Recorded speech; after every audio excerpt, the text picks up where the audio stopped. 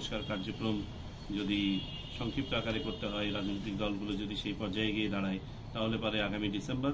আর যদি সংস্কার কার্যক্রমকে আরও একটু এক্সটেন্ডেড ভাবে করতে দেওয়া হয়, তাহলে ২৬ সালের জুন মাসের মধ্যে নির্বাচন করা সম্ভব। নির্বাচনের ব্যাপারে একজন জিজ্ঞেস করেছেন। স্থানীয় নির্বাচনের সিদ্ধান্ত ইলেকশন কমিশন নেয় না।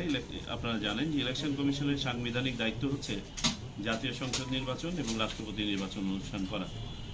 আমাদের অতিরিক্ত দায়িত্বের অংশ হিসেবে সাধারণত স্থানীয় সরকার মন্ত্রণালয় যখন তথা সরকার যখন সিদ্ধান্ত নেয়, তখন আমরা সেই নির্বাচন অনুষ্ঠান করে দিই। সুতরাং স্থানীয় সরকার নির্বাচন হবে কি হবে না, কখন হবে, কি পরিমাণ হবে, এটা সরকারি সিদ্ধান্ত নিবে। যখন সিদ্ধান্ত নিবে তখন আমরা জানতে পারবো। ইলেকশনের সময়টা এই মুহূর্তে ইলেকশন কমিশনের হাতে নয়, আপনারা জানেন। তবে আমরা একটা মোটামুটি ধারণা পাই মাননীয় প্রধান উপদেষ্টার গত 16 ডিসেম্বরের বক্তব্য থেকে, যে তিনি বলেছেন যে সংস্কার কার্যক্রম যদি সংক্ষিপ্ত আকারে করতে হয়, রাজনৈতিক দলগুলো যদি সেই পর্যায়ে গিয়ে দাঁড়ায়, তাহলে পরে আগামী ডিসেম্বর। আর যদি সংস্কার কার্যক্রমকে আরও একটু এক্সটেন্ডেড ভাবে করতে দেওয়া হয়, তাহলে ২৬ সালের জুন মাসের মধ্যে নির্বাচন করা সম্ভব। আমরা নির্বাচন কমিশন মোটামুটি এই উইন্ডোটাকে ধারণ করে এর প্রথম অংশটাকে, যেহেতু আমাদের প্রস্তুতির ব্যাপার আছে, আমরা আমাদের প্রস্তুতি এগিয়ে নিচ্ছি। আর বেসিক্যালি আমরা বিভিন্নভাবে তো এগুলোকে সংজ্ঞায়িত করে থাকি, বাট আসল স্পেসিফিক কারণটা হচ্ছে যে যাদের ভোটার তালিকায় থাকার কথা তাদের না থাকা, আর যাদের ভোটার তালিকায় থাকার কথা না তাদের উপস্থিতি, এটাই তো হচ্ছে প্রবলেমটা। বর্তমান পদ্ধতিতে কিন্তু ওই ভোটার তালিকা নিয়ে খুব বেশি জালিয়াতি করার সুযোগ নাই, বিকজ এটা তো আমাদের একটা ডাটাবেজের মাধ্যমে এটা সেন্ট্রালি কন্ট্রোল হয়, ক্রস চেকিং করা হয়। মেইন প্রবলেমটাই হয় আপনার মৃত ভোটারদের যখন আমরা যথাযথভাবে বাদ না দিতে পারি।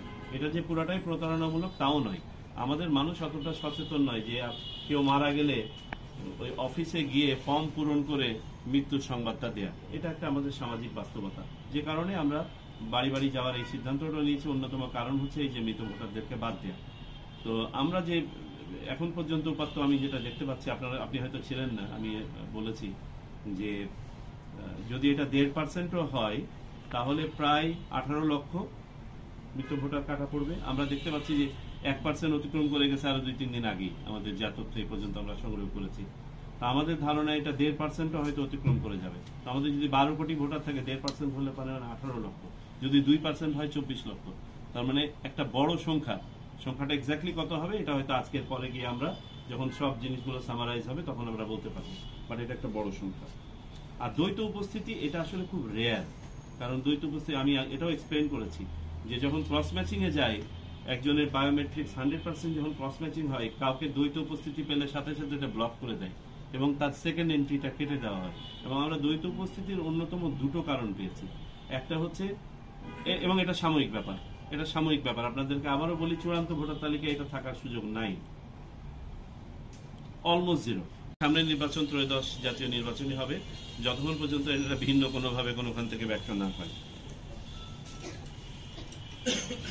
জি, আপনারা হয়তো দেখে থাকবেন যে আমাদের সংস্কার কমিশনের প্রতিবেদনের মধ্যেও, তাদের সুপারিশের মধ্যেও এরকম একটি সুপারিশ আছে যে নির্বাচন ব্যবস্থাপনায় কেউই আইনের ঊর্ধ্বে নয়। কেউ যদি নিজে সুপরিকল্পিতভাবে এবং সংশ্লিষ্ট থেকে কোনো অন্যায় করে থাকে, তাকে তো আইন আদালতের সামনে যেতে হতেই পারে। এবং এই ধরনের একটি বিষয় আমাদের সংস্কার কমিশনের সামনে নিয়ে এসছে। নির্বাচন কমিশনের বিষয় না, এটা আইন আদালতের বিষয়। যদি কখনো এটা নিয়ে সে ধরনের কোনো মুভ হয়, সেটা আপনারা তখনই দেখতে পাবেন। আমরা যারা বর্তমানে দায়িত্ব পালন করছি, আমরাও আইন আদালতের ঊর্ধ্বে।